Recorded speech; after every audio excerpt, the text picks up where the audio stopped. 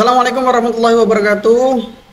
Di sini kami mahasiswa PJJ PAI kelas A13 dalam satu kelompok. Di sini ada saya sendiri Muhammad Khairul Huda, ada Pak Hamdan dan Ibu Suridah. Di sini kami akan menyampaikan bahwasanya kami kemarin telah membuat PTK yang berjudul penerapan metode role playing untuk meningkatkan pemahaman siswa kelas 8 Madrasah Tsanawiyah Fathul Hidayah tentang proses pengelolaan zakat. Jadi untuk latar belakangnya, kenapa kok kita membahas zakat? Itu memang siswa itu penting harus memahami tentang zakat.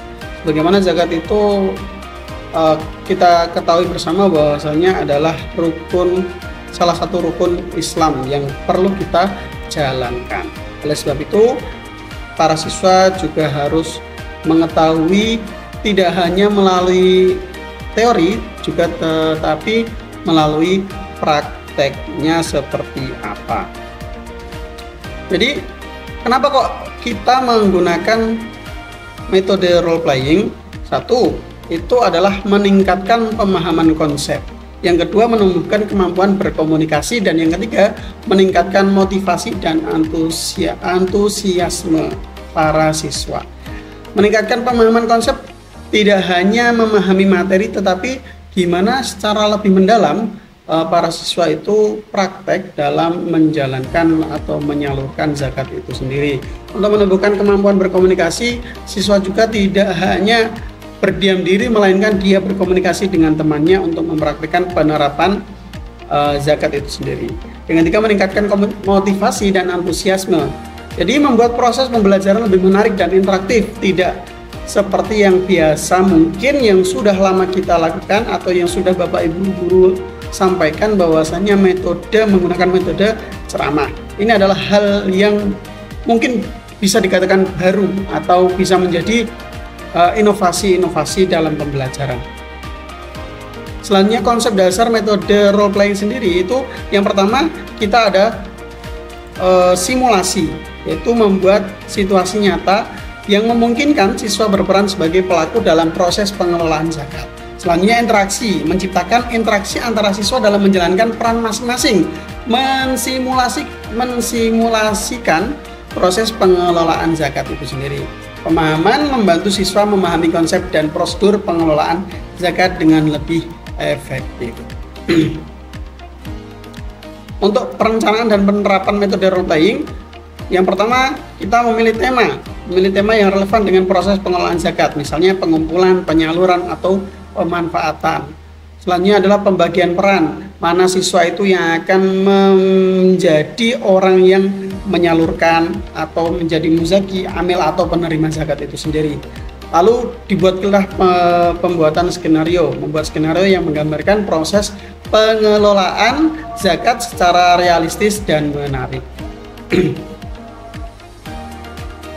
Jadi untuk pelaksanaan pembelajaran dengan metode role playing, yang pertama kita harus menyampaikan pendahuluan, menjelaskan tema yang akan kita lakukan.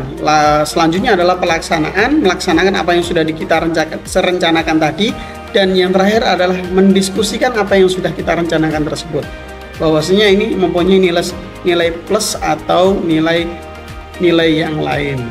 Lalu sebagai guru dalam menerapkan metode role playing, kita itu menjadi fasilitator yang mana memberikan arahan kepada para siswa dalam menjalankan proses prakteknya, memberikan motivasi, meningkatkan dan antusiasme siswa dalam mengikuti kegiatan role playing ini, dan juga memberikan arahan dan masukan kepada siswa agar role playing ini berjalan sesuai dengan rencana.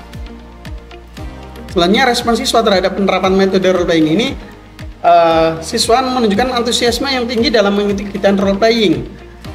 Lalu siswa merasakan kegiatan role playing lebih menarik dan menyenangkan dibandingkan metode pembelajaran tradisional. Selanjutnya adalah mudah dipahami. Karena apa? Karena tidak hanya menyampaikan atau menerima materi saja, melainkan para siswa itu mempraktekkan apa yang sudah direncanakan atau yang sudah disampaikan materi tersebut.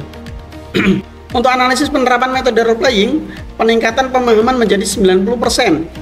Dan keterlibatan aktif menjadi 80%. Ini adalah hal yang sangat mengalami peningkatan, bahwasanya kita ini tidak hanya menerima materi yang mana mendengarkan saja, melainkan kita itu juga beraksi, memiliki tindakan, sehingga antusiasme dari para siswa ini meningkat.